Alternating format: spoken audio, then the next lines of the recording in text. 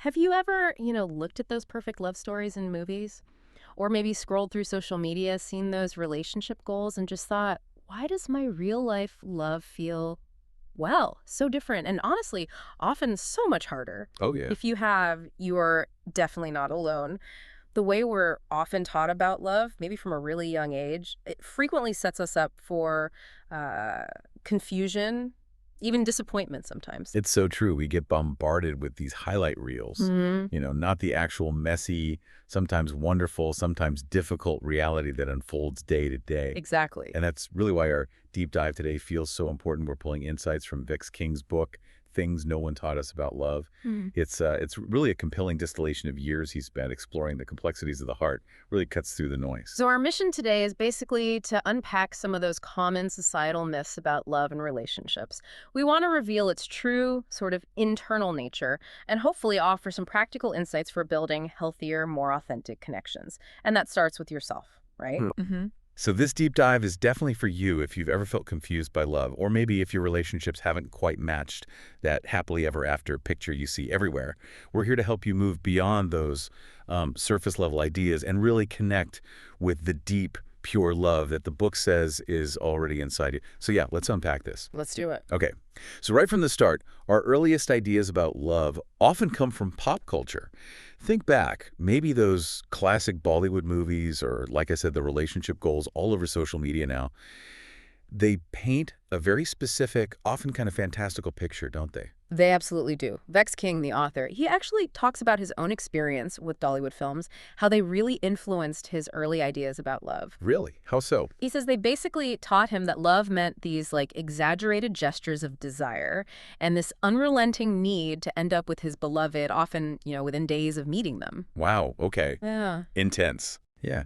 And these films, just like social media today, they almost exclusively show the highlight reel of relationships. They just edit out all the actual work, the inevitable hard times, the misunderstandings, and then suddenly, bam, it's happily ever after. Roll the credits. And that kind of portrayal, it leads to a huge misconception, doesn't it? This whole idea that finding the one will just magically solve all our Sure. problems, or that we somehow need a better half because we're like incomplete on our own. How does the book help us get past that? It's such a common belief. That's really the core of it. The book emphasizes that when we skip our own inner work, that crucial journey where we actually face our insecurities, reckon with our shortcomings, we just end up projecting all our emotional stuff onto our relationships. Ah, okay. And that just turns connections into, well, breeding grounds for drama and suffering. Yeah. Because we're looking for someone else to fill this void that honestly only we can really address within ourselves. Yeah.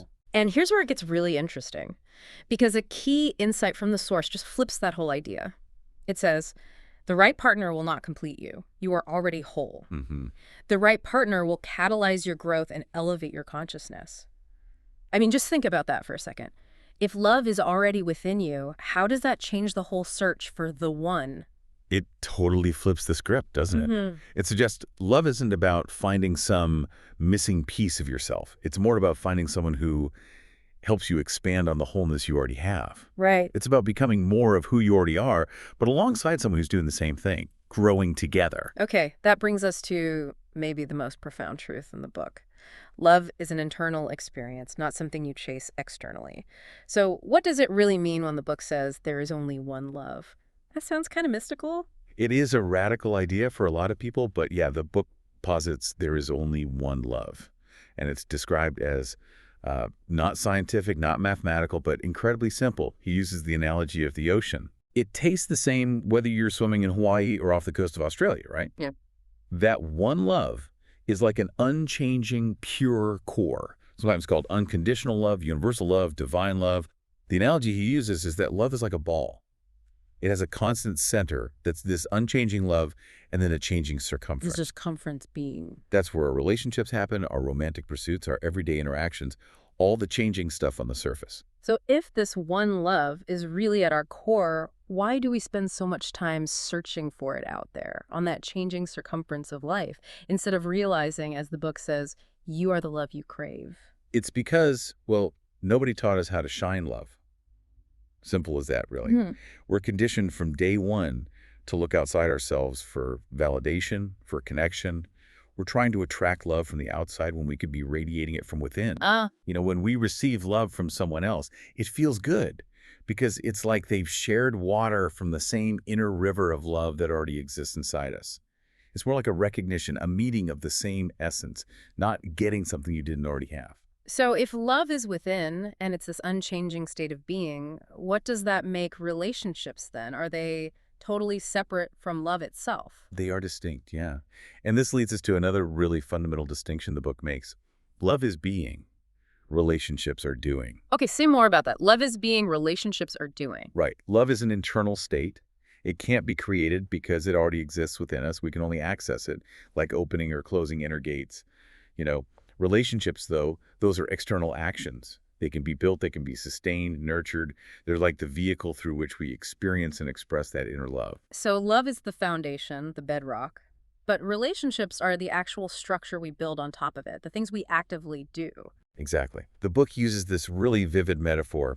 Love is the spine that holds the book together, but it isn't the full story. I like that. Yeah. And lasting relationships, they need layers of things like compatibility, respect, trust, reciprocity, vulnerability, intimacy, communication, understanding, honesty. All these components are needed for relationships to actually thrive. They're the pages and chapters that make up the whole story, not just the spine. And it's definitely not just about those initial fireworks, that passionate feeling, is it? We tend to romanticize that intense passion, but the book makes a clear distinction there too. It really does. Passionate emotions are described as something that can fizzle like an Alka-Seltzer, intense, exciting, but often fleeting. Right, pop and it's gone. Exactly. Whereas true love, the book says, can simmer on the back burner forever. Ah. Relationships are pictured more like a garden that needs to be tended regularly and crucially by both partners. It's a continuous effort, sustaining the connection, allowing that experience of love to grow, nurturing it day by day. So what does this all mean for us practically? It boils down to love always happens within. Other people, external actions, they just evoke and awaken the love that's already present within us. And this takes us to another fascinating concept. The book describes our inherent radiant love as being like the sun. It just shines, right, without judgment on everything, good or bad. Okay. But this brilliant light can get obscured by what the book calls the shadow of the ego. The ego, okay, that's a big one. We hear that term thrown around a lot. How does the book define it here? And what are some of those common masks we might actually recognize in ourselves or others?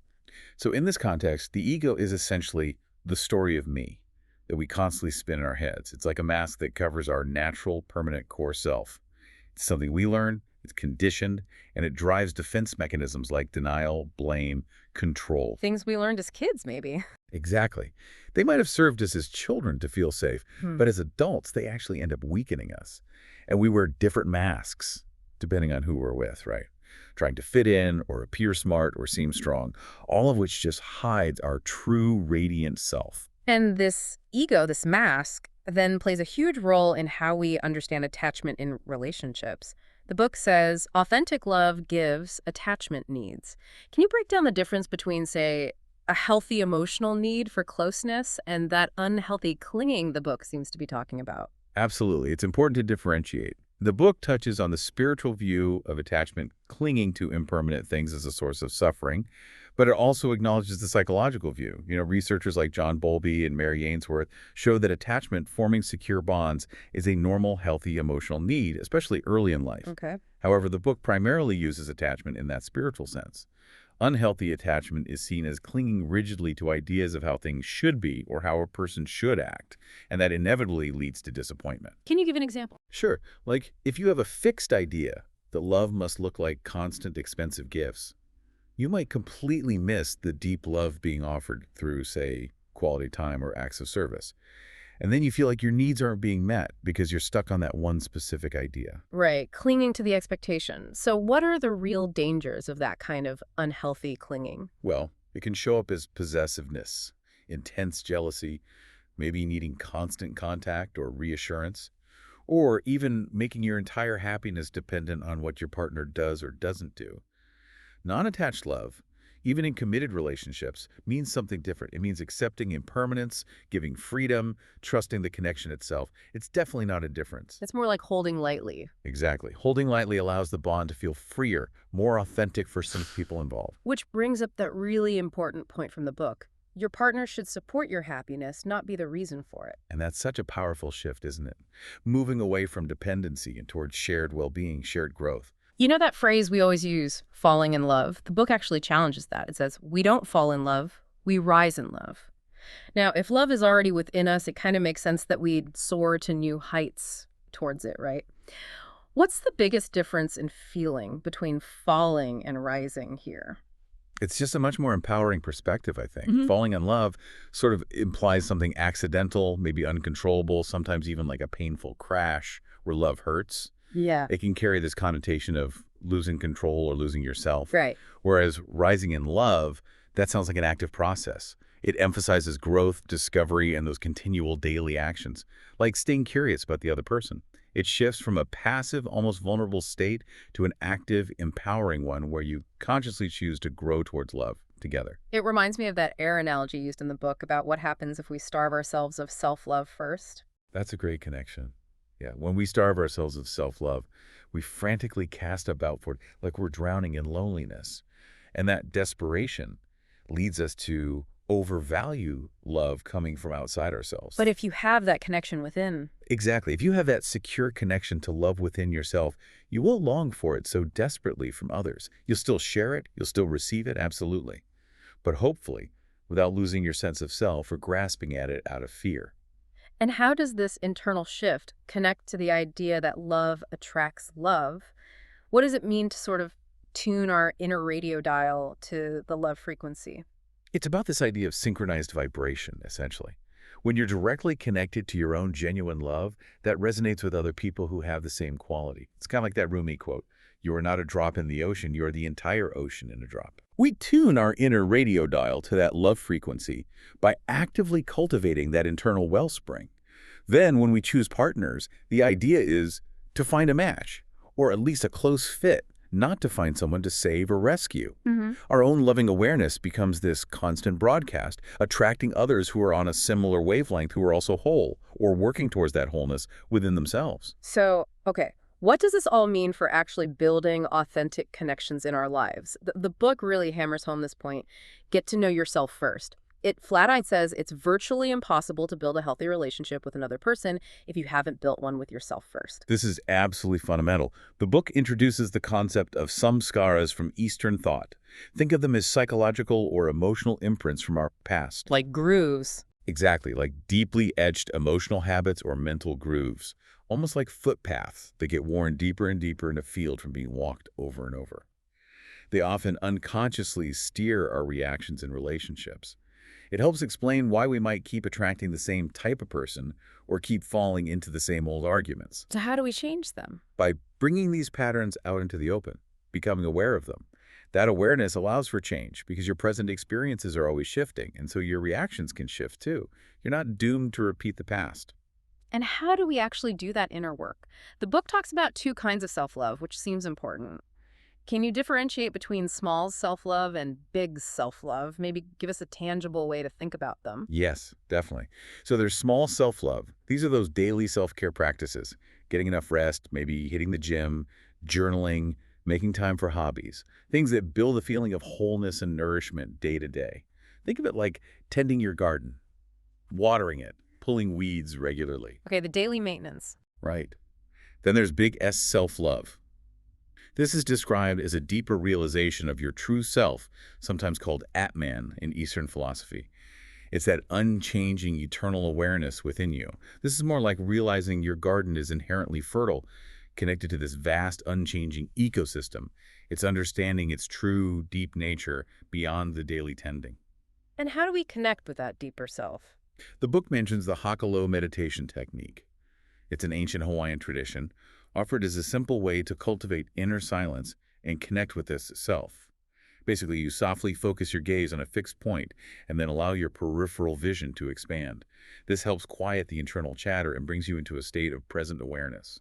Interesting. But what about the common criticism? Self-love isn't selfish. How does the book address that? Yeah, that's a crucial distinction. Authentic self-love, as the book explains it, stems from compassion. It's about prioritizing your own needs, yes, but without intending to harm others. Yeah. Arrogance, on the other hand, is described as a disguised form of people-pleasing. Also, It's an attempt to manipulate how others perceive you, rather than genuinely nurturing your relationship with yourself. It comes from a place of insecurity, not true self-worth. You're trying to project worthiness instead of feeling it. And there's a really powerful line related to this. Self-betrayal is choosing something that isn't choosing you. What does that actually look like in everyday life? Oh, it looks like saying yes when everything inside you is screaming no. Mm. It looks like constantly putting others' needs way ahead of your own, to your own detriment. Compromising your core values to keep someone happy, performing constantly to feel loved or accepted. It's ultimately self-defeating, right? Mm. And it just builds up this quiet resentment inside. This often ties into our relationship type, doesn't it? The book suggests your type isn't necessarily good for you, and that attraction is often unconscious, maybe driven by what we lacked as kids, or even a desire to relive past trauma to finally resolve it somehow. Why do we keep gravitating towards those same patterns even if they hurt? Precisely. If your attractions consistently lead to heartache, the book argues that's a clear pattern reflecting unhealed parts of you. You might unconsciously seek out partners who embody the very challenges you faced growing up, maybe hoping to fix the past through this present relationship. So how do we undo that conditioning? The book offers concrete advice.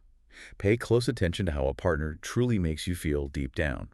Are you relaxed in yourself, or are you constantly performing? How do they treat other people, waiters, family, strangers? And importantly, have open, honest discussions about core beliefs and values early on. It also lays out 7 key relationship pillars for checking genuine compatibility. What are those pillars? They are mutual respect, aligned values and morals, good communication, physical attraction, empathy, shared relationship goals, and honesty and integrity. Looking for those helps ground the connection in something real. But even with all these pillars, it's important to keep perspective, right? The book reminds us, don't let perfect be the enemy of good. Society puts this immense pressure on finding one person to fulfill all our needs, and that's just unrealistic. Totally unrealistic. No single person can be everything to us. Okay, so now that we've laid this groundwork, understanding internal love, the importance of self-work, identifying our patterns, let's dive into some of the trickier parts of relationships. Communication, conflict, and busting some common myths. First up, love is not blind. We hear that all the time, but the book argues against it. How can that be? Yeah, it's counterintuitive, but the book states that blind love doesn't really exist. Why? Because you can't love someone when you can't see who they truly are. Okay. It brings in this psychological concept called the halo effect, first described by Edward Thorndike back in 1920. It's a cognitive bias, where if someone has one quality we find really desirable, we unconsciously assume they have a whole bunch of other positive traits too. So we overlook the flaws. Exactly. We end up idealizing them, projecting our desires onto them, rather than seeing them clearly, flaws and all. We're essentially blinded by our own positive projections. And this tendency to idealize, it can lead to a lot of those psychological games in dating, which the book warns get you played. Why are those games playing hard to get, being aloof? Why are they so damaging to real intimacy? Because it's all strategic, isn't it? People act aloof, give unpredictable replies, all maybe for that little dopamine rush of getting a small win, making the other person chase. But these games actively sabotage real connection because they're built on manipulation and insecurity, not on being authentic and vulnerable. And what about ghosting? The book calls out ghosting, just vanishing without a word, as basically a lack of willingness or maybe ability to communicate big emotions and take responsibility for ending things respectfully. It avoids the necessary, albeit difficult, conversation. And this nugget really drives that point home, I think. You leave a welcome mat out in front of your heart for somebody who doesn't want to be there, and then you act like something's wrong with your house. Oof. It's powerful, isn't it? Yeah. It so vividly highlights how we often internalize rejection, blaming ourselves or our own worthiness when someone else is simply unable or unwilling to show up authentically. It's a classic case of self-betrayal and taking on responsibility that isn't ours. Given all these complexities, it makes sense that, as the book says, we all have some red flag behaviors because of our past hurts, right? It's not about being perfect. What are some common examples of these red flags in action? Absolutely. Red flags are basically warning signs, often stemming from those unhealed parts within us or the other person. They're like defensive behaviors, shouting, hey, proceed with caution here. This could look like excessive jealousy, constant criticism, maybe an unwillingness to ever take responsibility, things like that. But there's hope. Yes. The good news is that awareness changes everything. Awareness creates a space between impulse and response. That space gives you choice, the ability to change the pattern. And the book really stresses the importance of extending grace to others, understanding that everyone is generally doing the best they can with the awareness and tools they currently possess. And this connects so deeply to our early life experiences, our conditioning. Secure attachments never go out of style. Indeed. The book briefly touches on the four main attachment styles: secure, anxious, dismissive avoidant, and fearful disorganized, or anxious avoidant. These are largely formed in childhood based on our relationships with caregivers, and they tend to blueprint our adult relationships. Can you give an example of how they play out? Sure. For instance, someone with an anxious attachment style, often fearing abandonment, might find themselves drawn to a partner with a dismissive avoidance style, who fears engulfment and tends to pull away when things get close. This creates that classic pursuer-distancer dynamic, an often painful, endless loop where one chases and the other retreats. That sounds exhausting. It can be. But the really encouraging message is that these patterns can change.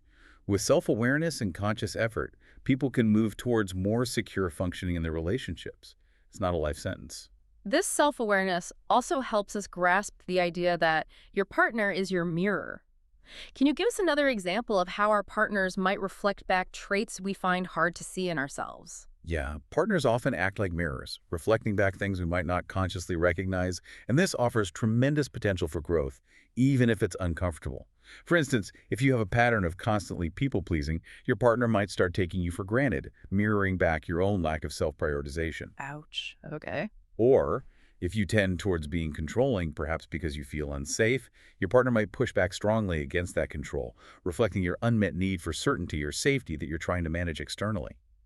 The book gives examples of how these unconscious conditioning surface, framing them as opportunities to finally address those old, unmet needs from childhood within yourself. And a core tool for navigating this, for building that deeper connection despite the difficulties, is vulnerability. The book says vulnerability lets you stand in your power. That seems paradoxical. It does seem like a paradox, because most of us have this deeply ingrained instinct to protect ourselves, to hide our softer spots. That instinct often stops deeper connection in its tracks. But vulnerability, when chosen wisely and shared appropriately, actually invites reciprocal self-disclosure. It builds immense trust and intimacy. So it's not about oversharing with just anyone. No, definitely not. It's about consciously choosing to lean into honesty in safe, trusting relationships. The book gives practical tips like easing into it, being honest about your fears around being vulnerable, and choosing safe settings and people. It's ultimately a bold demonstration of self-acceptance and courage, not weakness. And for that vulnerability to truly land and flourish, the foundation needs to be trust. Trust starts with you. How does that work? We can't control whether others are trustworthy, right? But we can control our own actions. We can model healthy behaviors and lead with self-trust. This means being consistent in our own actions, being honest with ourselves first, using discernment about where we invest our time and energy, and getting really clear about communicating our own needs and boundaries. There's a great quote summing that up. Yes. Without respectful honesty, there is no trust. Without trust, there is no safety. Without safety, there is no intimacy. And without intimacy, there is no love. It shows how each element builds directly upon the last one.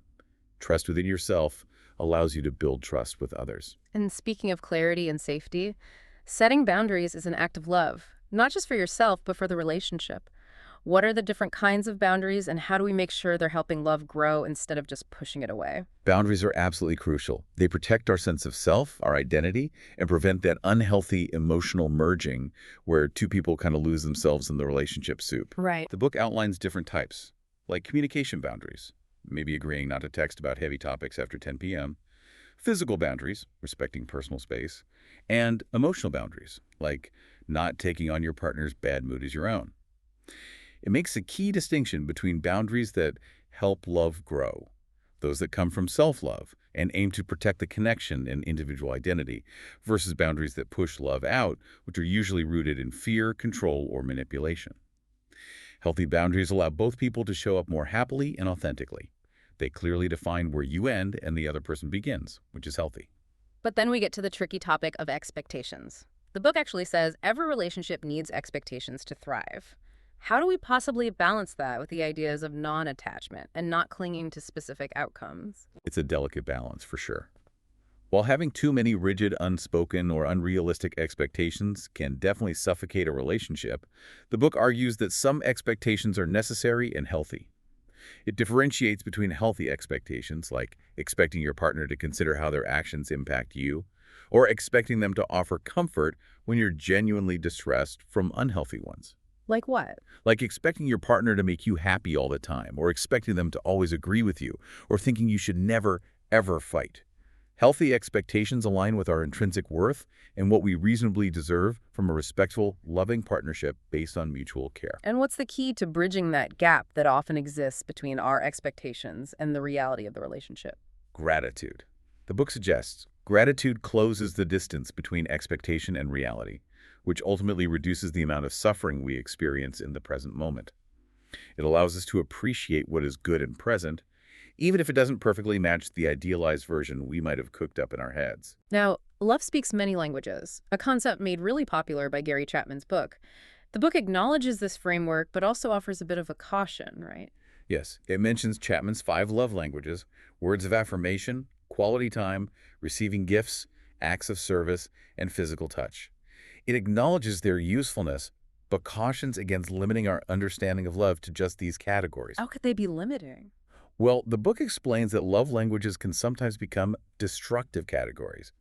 We might start keeping score, tracking our partner's rights and wrongs based on whether they're speaking our preferred language, creating this kind of transactional feel, or sometimes our preferred love language might even stem from an unhealed wound, like needing constant words of affirmation because of past criticism.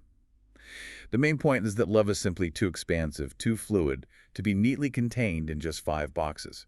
It's more of a flow than a checklist. Okay, let's move to the cornerstone of all relationships. Communication. Communicating with care brings us closer. The book argues pretty strongly that big life events, getting married, having kids, won't magically fix underlying communication problems. That's absolutely right. Real healing and connection come from within the relationship dynamics through honesty, vulnerability, and mutual effort to communicate better, not from changing external circumstances. The book details some common destructive communication cycles, things like passive aggression, just ignoring issues hoping they'll go away, constantly seeking attention in negative ways, manipulating, and even gaslighting. And it mentions Dr. Gottman's work. Yes, it brings in Dr. John Gottman's research on the 4 horsemen of relationship apocalypse. Those behaviors he found strongly predict breakups: criticism, attacking character; stonewalling, shutting down, refusing to engage; defensiveness, blaming, not taking responsibility; and contempt, disrespect, mockery, sarcasm, the most damaging one. So the goal is to avoid those.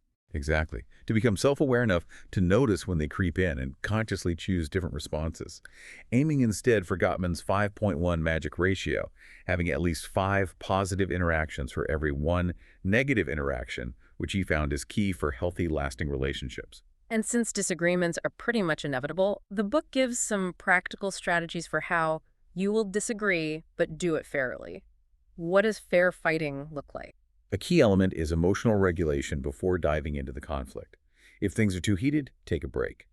Other tools include agreeing beforehand on how you'll handle breaks, really listening with the heart, focusing on understanding your partner's perspective, not just reloading for your rebuttal, taking responsibility for your part in the conflict, being mindful of nonverbal cues, no eye rolling, and essentially being your own referee to prevent things from escalating needlessly. The whole idea is to approach conflict from a place of calm, loving awareness, aiming for resolution, not trying to win or prove the other person wrong. Okay, so we've covered a ton about the nature of love itself and how to cultivate healthier bonds. Now let's dive into some of the everyday realities of relationships, starting with accepting that you won't have perfection every day. This is such a crucial piece of acceptance. The book explains that experiencing doubt, maybe indifference, even boredom, sometimes it's all normal. Yeah. It doesn't automatically signal the end of love or that something is fundamentally broken. Boredom isn't bad. It reassures us that boredom isn't bad in itself. Sometimes it can actually be a sign of stability, a welcome shift from the initial chaos or drama of early romance. But it does require a mindful response. It requires noticing and responding positively to those small, everyday bids for connection, those little attempts your partner makes to engage with you, whether it's sharing a random thought, asking for help with something small, or even just a glance across the room. It's about retraining our nervous system to associate love with steadiness and calm, not just high drama. And another important reality check the book offers. You're a partner, not a babysitter or parent. How does that dynamic creep in? The book differentiates between healthy caring for your partner and unhealthy guarding.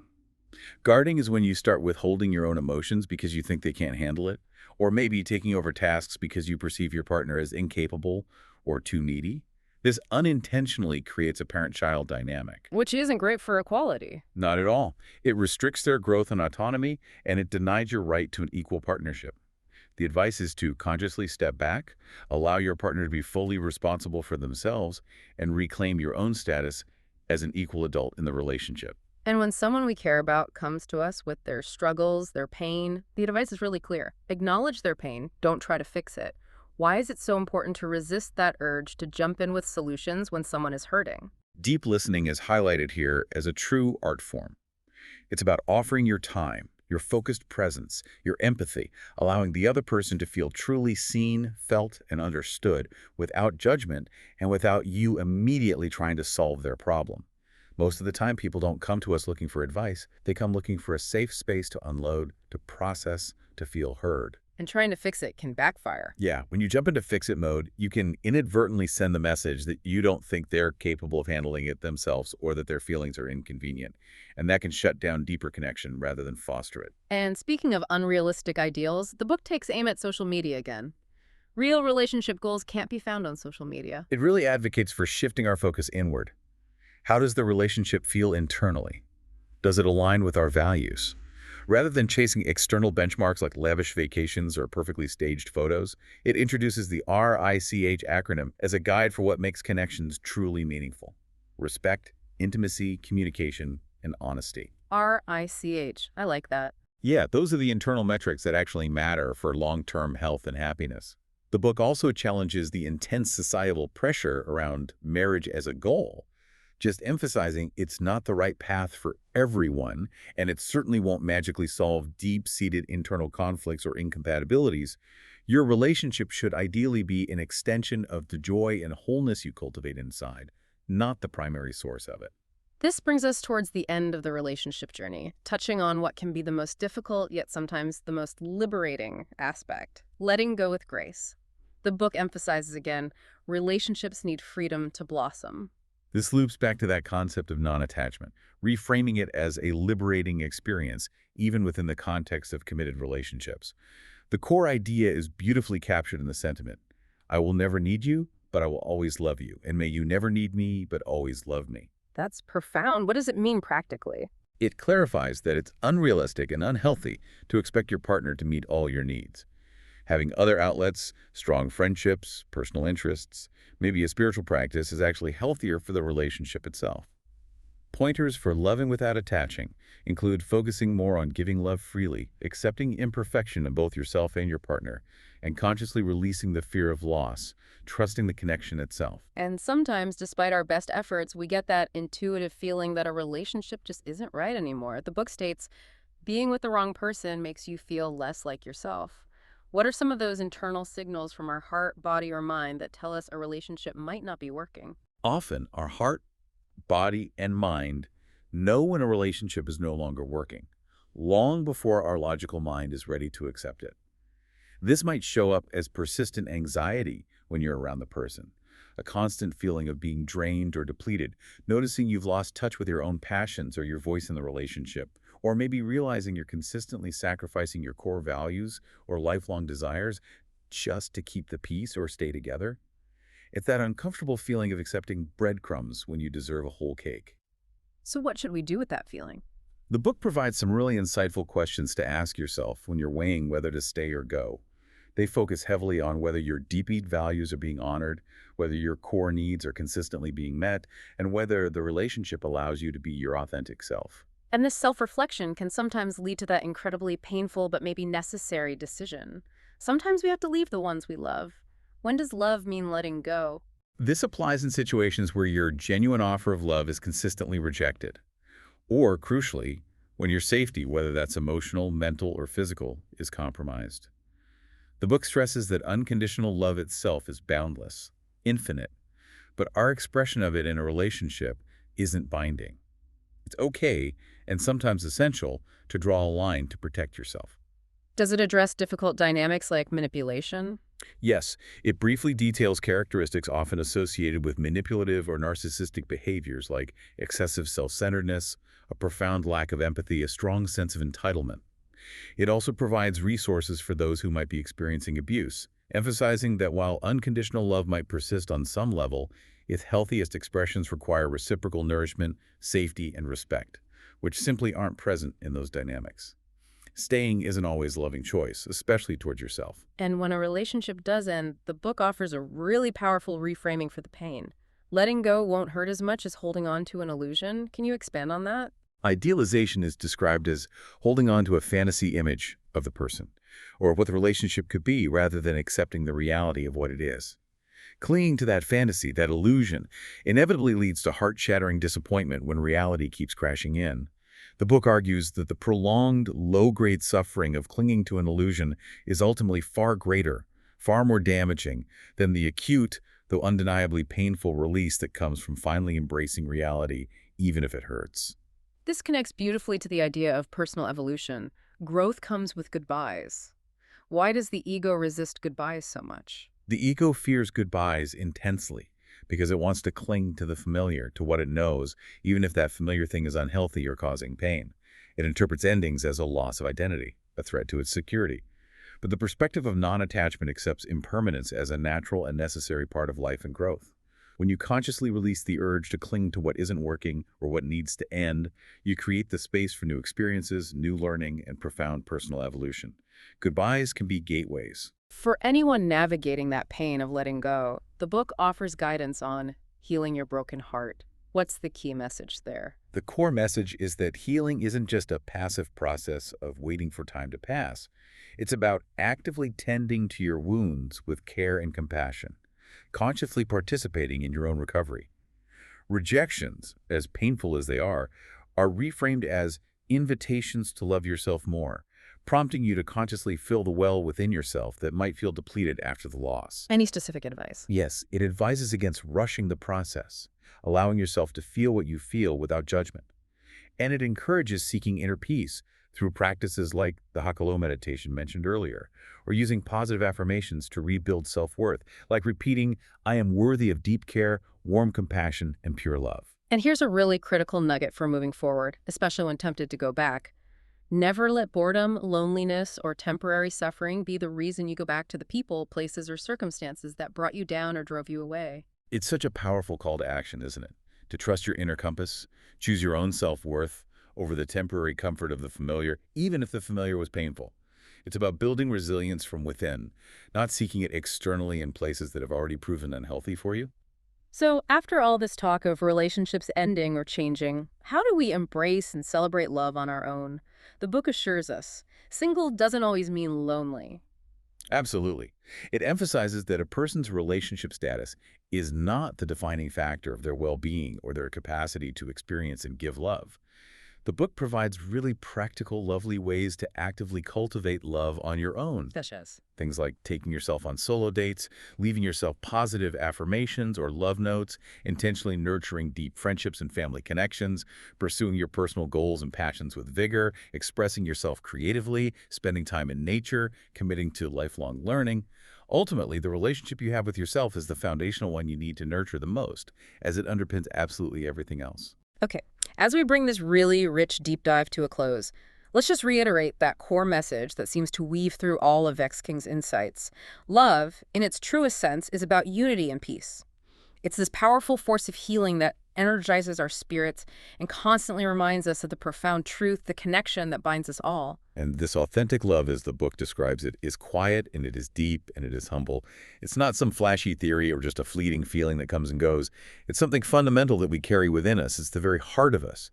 It manifests in countless graceful forms, nurturing life, helping dissolve harmful emotions, and gently guiding us towards our highest good, our truest selves. So, as you, our listener, move forward from this deep dive, maybe consider choosing love not just as a goal, but as a lifelong habit, a way of being. This involves things like validating others, practicing radical acceptance both for yourself and for those around you, actively looking for the best in people, and cultivating genuine interest and curiosity about the world and the people in it. It's really about tuning into that inner compass and trusting the magnetic pull of truth that resides deep within you. And perhaps the most provocative thought to leave you with is this. We often spend so much energy trying to look for the one without fully realizing that we are the one we've been looking for all along. Every relationship, every interaction, every moment of self-discovery, if you look closely enough, shows you glimpses of this profound truth. A truly loving partner, if you find one, can absolutely help you remember that you've been whole, you've been loved all along. Now go shine your loving light.